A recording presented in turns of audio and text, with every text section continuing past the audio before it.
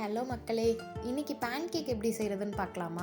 குழந்தைங்கள்லேருந்து பெரியவங்க வரைக்கும் பேன் கேக்னால் ரொம்ப பிடிக்கும். ஸோ அதுக்கு ஃபர்ஸ்ட் தேவைப்படுற இன்க்ரீடியன்ட்ஸ் பனானா. நல்லா ரைப்பண்ட் பனானா எடுத்து இந்த மாதிரி மேஷ் பண்ணி எடுத்துக்கோங்க.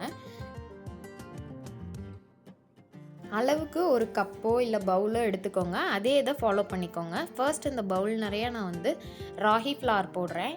நெக்ஸ்ட்டு அதில் 3/4 கப் ஜாகரி பவுடர் ஆட் பண்ணிக்கிறோம்.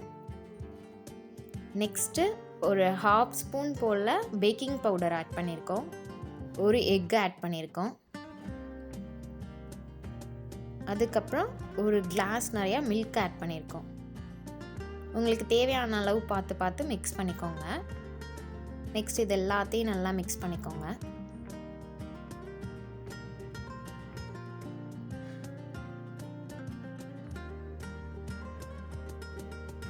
இந்த மாதிரி பேட்டர் மாதிரி வந்ததுக்கப்புறமா தோசைக்கல் இருந்தால் தோசைக்கல்லில் ஊற்றிக்கோங்க. இல்லை இந்த மாதிரி பேன் இருந்துச்சுன்னா இதில் கூட நீங்கள் யூஸ் பண்ணிக்கோங்க. ஃபர்ஸ்ட்டு நல்லா பட்டர் அப்ளை பண்ணிடுங்க.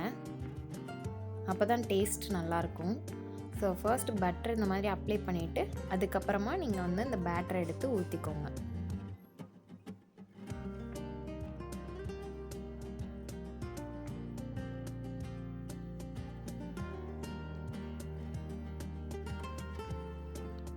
இப்படி நீங்கள் திருப்பி போடுறப்போ ஈஸியாக இருந்துச்சு. ஸோ இந்த மாதிரி ஃபோக் ஸ்பூன் யூஸ் பண்ணி திருப்பி போட்டுக்கோங்க.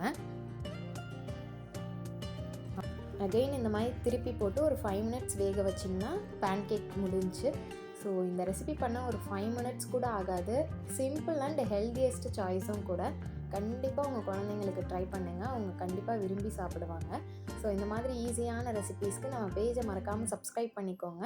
வீடியோ பிடிச்சிருந்தால் லைக் பண்ணிவிட்டு கமெண்ட் பண்ணுங்கள். நாளைக்கு ஒரு புது வீடியோவில் பார்ப்போம். தேங்க்யூ.